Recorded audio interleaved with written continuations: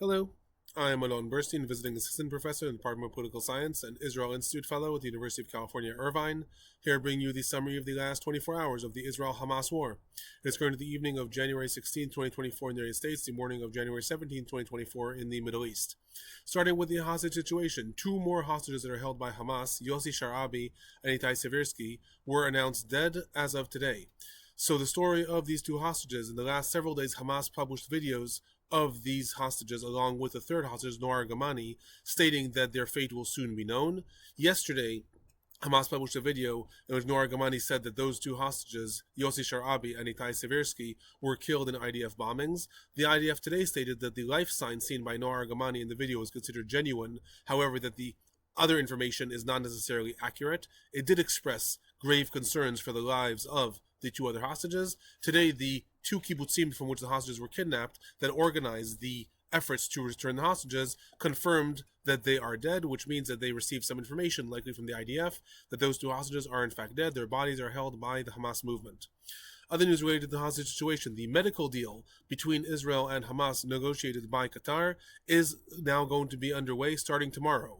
According to different reports, two planes loaded with medicines destined for the hostages held by Hamas are going to depart Qatar for Egypt. From there, the medicines are going to be transported by Qatari delegates into Gaza to their final destination. According to different reports on CNN, over 40 hostages that have chronic illnesses, specifically heart diseases, kidney diseases, asthma, other types of illnesses, are going to receive these medicines. Qatar has guaranteed to Israel that it is going to supply evidence that the hostages actually did receive the medications. Unclear at this point how that evidence is going to be supplied. It is also unclear if Qatar is going to be the actual one who transfers the medicines to the hostages, or if a third party is going to be involved, possibly the Red Cross, the United Nations, or other parties. In exchange for this, Israel has agreed to increase the medical aids and medicines that entered the Gaza Strip, although also about this, no details have been given. It is unclear what is going to be the volume of medicines that enter the Gaza Strip, if this is going to include also other medical aid, and in addition, it is unclear if this is going to be a one-time deal, or if this is going to be ongoing as the war goes on. We'll probably find out more about that as time goes on. Other news related to the hostage situation: White House National Security Council spokesperson today, John Kirby, stated that intensive negotiations are occurring in Qatar regarding a new hostage deal to secure the release of hostages and a truce in the war in exchange for Palestinian prisoners. Sources in Israel responded to this, saying that they don't know of any breakthroughs, but that negotiations are constantly occurring in Qatar. Hamas also stated that there's been no breakthroughs in the last 24 hours. Sources in Israel added, if Hamas continues to only accept a complete ceasefire, then there's nothing to discuss, but that Israel is happy to talk about a deal similar to the previous one, i.e., a temporary truce in the war and release of Palestinian prisoners in exchange for Israeli hostages, but Israel is not willing to negotiate the idea that Israel will stop the war and withdraw from the Gaza Strip, all told. Moving on to the ongoing fighting in the Gaza Strip, there were barrages of rockets sent from the Gaza Strip targeting primarily the southern parts of Israel today. A substantial barrage of over 25 rockets was sent towards the areas of Netivot. Rockets landed also in the areas of Givolim, Ma'agalim, Kfar Maimon, and other areas of Sdot Negev. Rockets hit several homes and parks in the area, and it was directed in a store. The barrage, importantly, was launched from the central refugee camps in the Gaza Strip, primarily El Bureij and El Nuseirat. This is noteworthy because the IDF had been operating a lot of soldiers in these refugee camps. However, only yesterday, the IDF announced that it was pulling out some of its divisions from this area. Today, those rockets were launched from El Bureij and El Nuseirat refugee camp.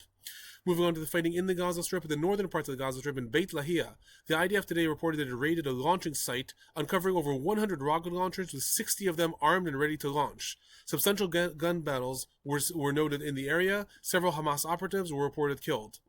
Other areas in the northern parts of the Gaza Strip, in El Shati refugee camp, ongoing battles between the IDF and Hamas forces were noted throughout the entire refugee camp. 9 Hamas operatives were reported killed. Other news: the El-Qassam brigades, that is the military wing of Hamas, announced today that they attacked IDF troops in the El Tufah neighborhood of Gaza City, engaging in gun battles and causing several deaths and injuries. The IDF made no specific note about a gun battle that occurred in the El Tufah region. Moving on to the central parts of the Gaza Strip, in the Nuseirat refugee camp, a very large strategic Hamas tunnel going from north to south under the Wadi Aza area and Salah ad-Din Road was destroyed today. According to the IDF, this was a strategic tunnel that Hamas was using in order to smuggle both weaponry and people from the northern parts of the Gaza Strip that have been largely evacuated to the southern parts of the Gaza Strip. It ran several hundred meters long and was deep underground. It was destroyed today. In al-Maghazi refugee camp, major bombings from the sky were reported. Palestinian news networks reported that several people were injured in a bombing that occurred targeting several different houses in al-Maghazi refugee camp. No other reports were made regarding what was specifically targeted in those houses. Moving on to the southern parts of the Gaza Strip. In Khan Yunis, there were substantial bombardments reported throughout the day, with what is called a fire seal and continued bombardment of the Palestinian Islamic Jihad headquarters in the city that was eventually destroyed. Later in the day, the IDF reported that it stormed the offices of the leaders of Hamas's southern Khan Yunis brigade, uncovering large weapon storages. Bombings were also reported in the Kizana Najjar area of Khan Yunis outskirts, as well as near the Nasser hospital. After these bombings occurred today, the IDF published aerial footage that was taken earlier in the week, showing that Hamas launched mortars from within the Nasser hospital compound in Khan Yunis, and putting out statements saying that Hamas is continuously using the hospitals in the Gaza Strip as military compounds, and that is the only reason that any fire comes near these hospitals. Other news related to the Gaza Strip. In that statement made by the White House National Security Council spokesperson today, he stated that Israel has moved to the low-intensity fighting phase both in the northern parts of the Gaza Strip as well as in the southern parts of the Gaza Strip. This is very important because this contradicts the statements of Defense Minister Yoav Gallant. He made a statement yesterday stating that Israel has officially moved to the low-intensity phase in the northern parts of the Gaza Strip. However, in the southern parts of the Gaza Strip, Israel is continuing its high-intensity phase. That means a lot of aerial bombings, and the IDF still attempting to take over territory rather than just secure it. He stated that Israel will move to the low intensity in the coming days. According to the White House National Security Council, this has already happened. According to reports of bombings that occurred in Khan Yunis today, that clearly has not happened yet. Other news, the New York Times today published an article about the tunnel network that has been uncovered in the Gaza Strip. According to the report, the IDF estimates that over 5,700 tunnel entrances exist within the Gaza Strip, and that the tunnels range between 560 and 720 kilometers. The report states that the IDF vastly underestimated this infrastructure prior to the war, thinking that it lasted only about 400 kilometers, and that two types of tunnels have been identified. Some of these are command tunnels that are deeper and more developed, and some of these are what they call simpler attack tunnels. Regarding casualties, 3 IDF soldiers are reported killed in the Gaza Strip in the last 24 hours, and 1 more IDF soldier died from wounds he sustained in the Gaza Strip several days ago, bringing the total number of IDF soldiers that have been killed in the Gaza Strip since the war began to 192. 22 soldiers are reported injured in the Gaza Strip in the last 24 hours. This brings the total number of soldiers that have been injured in the Gaza Strip since the invasion began to between 1,200 and 1,800. The reason that number is so vast and the range between them is because sometimes these reports include soldiers that are injured in the outskirts of the Gaza Strip from mortar fires, and sometimes these soldiers only within the Gaza Strip. Regarding the Palestinians, the Palestinian Health Ministry in the Gaza Strip is reporting that 158 Palestinians were killed in the Gaza Strip in the last 24 hours, bringing the total number of Palestinians that were killed in the Gaza Strip since the war began to 24,285. 61,154 Palestinians are reported injured in the Gaza Strip, and there are upwards of 10,000 Palestinians that are still missing. Presumably, a lot of these are dead under the rubbles of the different buildings that have been bombed in and throughout the Strip. Moving on to the humanitarian situation in the Gaza Strip, telecommunications are still largely disabled throughout the Gaza Strip. This has been going on since January 12th. This includes both landlines, cell phones, as well as internet. Telecommunications fell in the Gaza Strip 7 times since the war began. Sometimes these precipitated an IDF invasion. However, this time it appears to be more power failure or the destruction of power lines or communications lines or things like that. Right now, cell phone and internet is still down in the Gaza Strip. Other news, the Palestinian Health Ministry reported today severe shortages of medical equipment in the different hospitals in the Gaza Strip, specifically noting that 350,000 chronically ill people have their lives endangered due to this lack of equipment. Other news, there were reports of fighting that occurred near the El Amal hospital in Khan Yunis, and several different patients and Palestinians in general are reported to have been seen fleeing the area. Regarding the entrance of 8 trucks, a total of 204 8 trucks carrying food, water, and medical supplies entered the Gaza Strip through the Rafah crossing and the Kerem Shalom crossing in the last 24 hours. I will note that since there was no report made yesterday about how many trucks entered, this report may include also trucks that entered on January 15th, unclear. In addition to this, the Palestinian Red Crescent reported that it received 25 trucks of medical and food and humanitarian aid from the Egyptian Red Crescent coming through the Rafah crossing, in addition to those other aid trucks. Other news related to the humanitarian situation, in a meeting that occurred today between the U.S. Special Envoy for Humanitarian Situation in the Gaza Strip, David Satterfield, and Prime Minister Netanyahu, Satterfield stated that Gaza is in danger of cascading towards starvation, adding a list of U.S. demands to increase humanitarian aid and facilitate its distribution in the Gaza Strip. In turn, the Israeli side, that consisted of Prime Minister Netanyahu, several different ministers and aides, stated that All information that Israel has points to the fact that there is no hunger in Gaza, and that any problems result from Hamas stealing the humanitarian aid that enters. They added that the markets in Jabalia refugee camp are full of goods and people, and that there is particularly no hunger in the southern parts of the Strip, and in the northern parts of the Strip there are very few people as is. According to reports, the meeting was done in a very positive atmosphere, and it concluded with Israel promising to review the points raised by the U.S. Special Envoy and find solutions for them. Moving on to the West Bank. In the Idna village, which is a village from which 3 Palestinians emerged to carry out an attempted attack against the Adamit unauthorized village several days ago, reports came in that the village has been besieged by the IDF since that attack for 4 days straight. According to reports, only one road remains open, and that requires passing through several different IDF checkpoints, and no medical vehicles are allowed in. The IDF confirmed this today, stating that the village is besieged as part of IDF activity, and that dozens of people have been questioned in connection to that attack of 3 different Palestinians that occurred several days ago. Other news, substantial IDF activity was reported today in the Bani Naim area. This is the area from which the 2 Palestinians who carried out the terror attack in Ra'anana were originated from. According to reports, several different people have been questioned in that area. Other IDF activity was reported in Kalkilia, Atara, and the villages surrounding Ramallah, as well as in the Balata refugee camp near Nablus, which included an airstrike against a Palestinian car. A total of 27 Palestinians are reported arrested throughout the West Bank in these various different operations in the last 24 hours. Moving on to the northern parts of Israel, southern parts of Lebanon, rockets and mortars were continuously sent from southern Lebanon, targeting various different areas in the northern parts of Israel. These targeted the areas of Hermon Naftali in the Merot Hermon, where there's a barrage of over 10 rockets. They also targeted the areas of Shushan, Shtula, and Mount Menor. There was also a drone intercepted near the Zarit area in the Upper Galilee. Hezbollah took responsibility for 6 different border incidents that occurred in the last 24 hours. These typically involve shooting at different IDF outposts and sometimes mortar fires as well.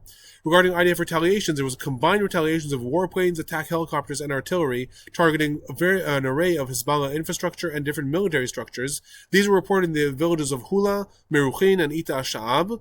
The IDF reportedly also dropped leaflets in the Kila village warning the population of Hezbollah using their homes for terror activity, specifically citing that this will bring about a vast and substantial retaliation of the IDF. Other news, the IDF reported that it carried out an unusual bombardment in the Saluki Valley in southern Lebanon, using combined artillery and warplanes and targeting dozens of Hezbollah posts, military structures, and infrastructure, as well as rocket launchers. This was reportedly unusual in scale and in the initiation, the fact that the IDF initiated this attack rather than retaliated to it, and I will note that the Saluki Valley is upwards of 20 kilometers from the southern border with Israel. Al-Manar stated that over 30 missiles were launched towards the area. The IDF also announced that special forces today attacked a threat that was identified in the Ita Sha'ab area and that the attack was carried out from Israeli territory. What that likely means is that a unit of snipers was operating in the area, since if the attack was carried out from Israeli territory, this was not special commando units that entered the Ita Sha'ab area, but rather something that occurred from within Israel's territory.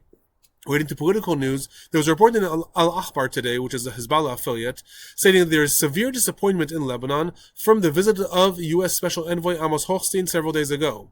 According to the reports, Hostein's visit was seen as an attempt to allow Israeli civilians to return to the north, and almost seen as a last warning before an all-out escalation between the IDF and Hezbollah. According to the report, there was disappointment in Lebanon's political establishment that Hossein did not actually bring any political initiative, but simply said the situation has to be resolved. According to the report, he suggested that Hezbollah be pulled back 7 kilometers from the border rather than further north of the Litani, only 7 kilometers, and that the Lebanese army take a position in its place, and this may be enough in order to avoid an escalation with Israel. However, there was no conclusion as to his suggestions, and according to this report at least, there was severe disappointment in the Lebanese political establishment. Moving on to some of the regional developments, the U.S. Central Command today confirmed that the U.S. carried out another attack against the Houthis in the last 24 hours. Earlier, Central Command announced that it intercepted and stopped a shipment of advanced weaponry that was destined for the Houthis as well. According to different leaks, this was likely originating from Iran. However, this is unconfirmed. Other news, there were reports of a ballistic missile that hit a ship in the southern parts of the Red Sea, launched by the Houthis. The ship continued on its course.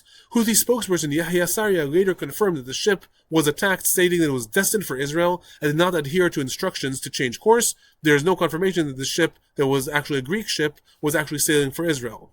Other news, the U.S. today announced it is going to redesignate the Houthis as a foreign terror group. They were originally placed on the terror group back in 2020, and then they were taken off the terror group in order to allow the facilitation of entrance of humanitarian aid into Yemen in 2021. According to reports, they are now going to be reinstated as a terror organization, and this will facilitate mounting more sanctions against them and passing more UN resolutions against them. Other regional developments in another part of the world, 3 armed drones were shot down around the Erbil airport in Iraq. This comes after yesterday Iran carried out a substantial attack in the Erbil area, stating that it targeted both Mossad infrastructure as well as US and spy networks as well as ISIS. Today, 3 attack drones were shot down. Many US troops are stationed in the area where the drones were hovering. Moving on to some of the political and general trends for the last 24 hours, the Saudi foreign minister, Faisal bin Farhan, stated today that the kingdom would recognize Israel in the future as part of a general deal that includes a Palestinian state. He stated, and I quote, "We agree to general regional peace that includes Israel, but this can only happen through peace for the Palestinians, and this must include a vision and a future for a Palestinian state." Amidst this, U.S. National Security Advisor Jake Sullivan also stated today that the U.S. believes that the best way forward is a package deal, normalization between Israel and key Arab countries, alongside significant advancements towards a political future for the Palestinians. Obviously, this is being organized by the United States as some sort of pressure valve on Israel to formulate a day-after plan that will include a vision for a future Palestinian state, bring Saudi Arabia in, possibly to sweeten the deal for Israel on the one hand in the form of normalization. Also, it has been reported in the last several weeks that the United States is trying to suggest to Israel that if Saudi Arabia were incorporated in some sort of deal, then Saudi Arabia would be involved in investing massively in rebuilding the Gaza Strip, taking the burden off of Israel's economy as time moves forward, which would also be in the interest of Israel. So apparently this is part of this deal. That report came out of Saudi Arabia today. Other news, the EU today placed personal sanctions on Yahya Sinwar, the leader of Hamas in the Gaza Strip, designating him an international terrorist and freezing his assets in the EU. Other news, yesterday there was a border incident that occurred between Israel and Egypt. Drug smugglers opened fire and confronted IDF soldiers along the Egyptian border, injuring one IDF soldier. According to reports, several of the drug smugglers were themselves also injured. According to different reports, tomorrow an Israeli security delegation will arrive in Egypt to discuss this matter and increase cooperation, and they will meet with the head of intelligence, Abbas Kamal, as well. This is specifically noteworthy because Abbas Kamal, the head of Egyptian intelligence, is one of the key political figures that always negotiates between Israel and Hamas. He is a pivotal figure that has a direct channel both to Yahya Sinwar and to the leadership in Israel. The fact that a security delegation is coming and meeting him tomorrow may prove important as time goes on and hostage deals brew later on. Moving on to the future of the Gaza Strip, Secretary of State of the United States Antony Blinken today stated in a CNBC interview that Arab states are not enthusiastic about assisting in rebuilding Gaza if it is simply going to be flattened again in the coming years. This relates to the ongoing escalations and rounds between Israel and Hamas since 2007. There have been many rounds in which Hamas fires rockets and missiles, Israel in turn launches bombings against the Gaza Strip, then the strip is rebuilt, then again it is destroyed, or to use Blinken's terms, flattened again. According to reports, Antony Blinken then linked this to the need to develop a long-term plan for the Gaza Strip in the form of some sort of future Palestinian state along with the West Bank, rather than just having it again rebuilt just in order to be destroyed again. Other news, Norway's foreign ministry today stated that Norway is working with the United States and several different Arab countries to establish a unity Palestinian government, which will facilitate raising funds and support for rebuilding Gaza. He added that the Palestinian authorities should be responsible for the unified Palestinian territory of the West Bank and Gaza Strip, but first it must be confirmed that this is in fact what the Palestinians want. Other news, Qatari Prime Minister Mohammed al-Thani today stated that Israel must commit itself to a two-state solution, adding that only Palestinians can decide if Hamas continue to be part of a governing body in the Gaza Strip after the war. All these international initiatives and statements are simply stating that the international community is trying to come up with a day-after plan, is pressuring Israel to come up with what is going to be the future vision. Most of these elements want Israel to come up with some sort of pathway towards a two-state solution. Norway specifically stating that the Palestinian Authority and a revitalized unity government for the Palestinians may be a part of this. However, right now, as often is the case, we see there is no plan, but there's a lot of suggestions about what should be the plans. That is my report for the last 24 hours. I'll be back tomorrow.